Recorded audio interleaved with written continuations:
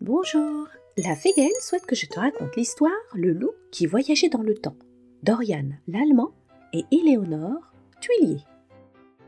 Ce jour-là, Loup farfouillait dans son grenier.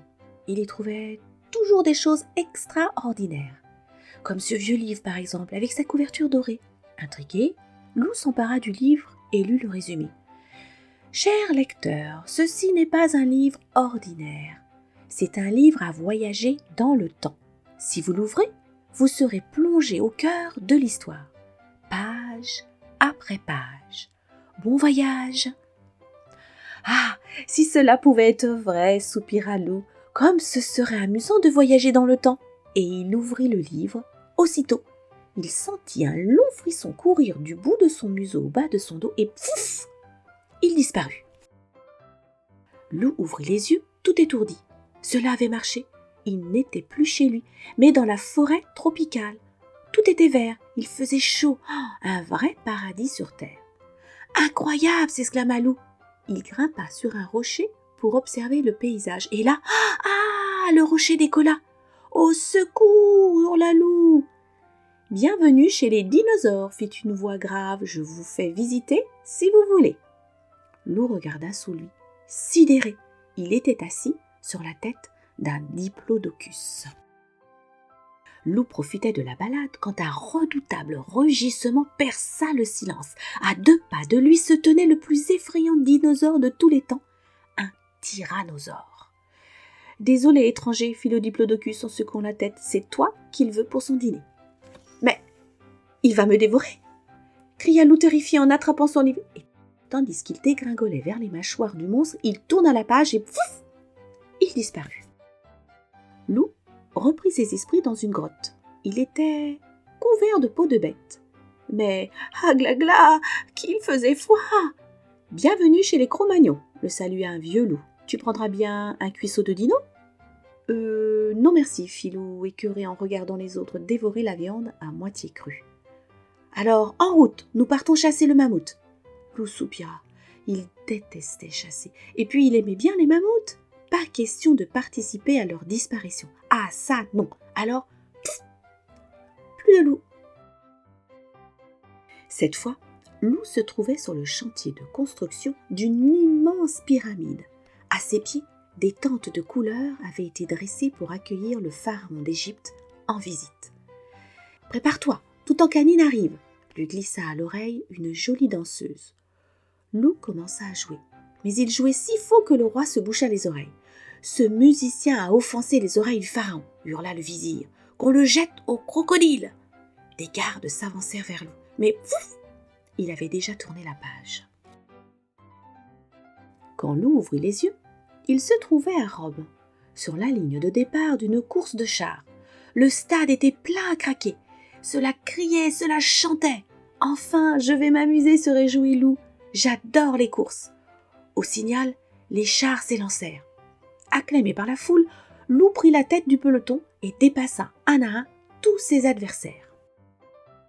À l'arrivée, l'empereur Jules César en personne l'attendait. « Honneur à toi, vainqueur. Prépare-toi maintenant à affronter notre meilleur gladiateur, Marcus Gros-Louisius. Si tu remportes le combat, tu seras mon nouveau champion. » « C'est gentil, mais je déteste me battre, » répondit Loup en sortant son livre. « Je suis venu, j'ai vu, et je me suis bien amusé. Merci. » Et pouf, il disparut comme par magie, laissant César tout ébahi. C'était le plus grand banquet que Loup ait jamais vu. Dressée au pied du château fort, la table croulait sous les viandes farcies, pâtées en croûte et douces pâtisseries. « Voilà enfin une époque faite pour moi, » se réjouit Loup en tendant la patte vers une patate. Mais il fut interrompu par un cri. « Seigneur, quel malheur! Votre fille vient d'être enlevée par le dragon !» Tous les regards se tournèrent vers Loup. « Chevalier !» fit solennellement le seigneur. « Vous seul pouvez la délivrer. » On amena à Loup ses armes et son destrier. En maugréant, il suivit la foule jusqu'au repère du monstre. « Les dragons, cela n'existe pas, » expliqua Loup tranquillement en s'avançant vers l'entrée de la grotte. Il y eut un grand silence et puis... Le monstre fondit sur le pauvre Loup qui partit en courant. « À moi !» hurla notre chevalier en ouvrant son livre. Et pouf, pouf, plus de loup et plus de dragon non plus. Lou se réveilla entouré de peintures et d'œuvres d'art. Assis derrière sa toile, un vieux loup peignait. Soudain, quelqu'un ouvrit la porte en criant « Maître Léonard, on apprend que Christophe Colomb a découvert un nouveau monde. » L'artiste leva le museau rêveur. « Ce monde s'appellera l'Amérique, mon ami. »« Ah, quelle époque fantastique !» Puis il tendit son pinceau à Lou en disant « Je vous laisse continuer, cher élève, je suis fatigué. »« Certainement pas, répondit Lou. Le génie, c'est vous, pas moi. » Et pouf! C'était soir de bal à Versailles. Les invités costumés se promenaient dans les jardins du château. La musique coulait à flots. « Grandiose, n'est-ce pas ?» fit un homme vêtu d'or près de Lou. « Grandiose, majesté, » répondit Lou, un peu intimidé en reconnaissant le roi Louis XIV. Près du roi se tenait une demoiselle très belle. « Je me présente, Madame de Poupopidou, dit-elle en soulevant son masque. « Et vous, qui êtes-vous » Lou regarda la louve. Elle lui rappelait quelqu'un. Et soudain, son cœur s'emballa, et il sentit ses jambes devenir flagada. « M'accorderez-vous cette danse » bafouilla-t-il en rougissant. « Avec plaisir, répondit la louve. »« Garde, emparez-vous de ce loup » hurla le roi jaloux. « Quel dommage » soupira Lou. « Adieu, madame. » Et pouf, il disparut dans un nuage. Que d'agitation, que de bruit, gémit Lou en se bouchant les oreilles. Mais où suis-je tombé cette fois-ci ? Vive la Révolution, lui crièrent des paysans armés jusqu'aux dents. Joins-toi à nous, citoyen Lou, nous allons prendre la Bastille. Lou réfléchit un instant. Qu'il soit là ou pas, cela allait chauffer. Mieux valait s'éclipser.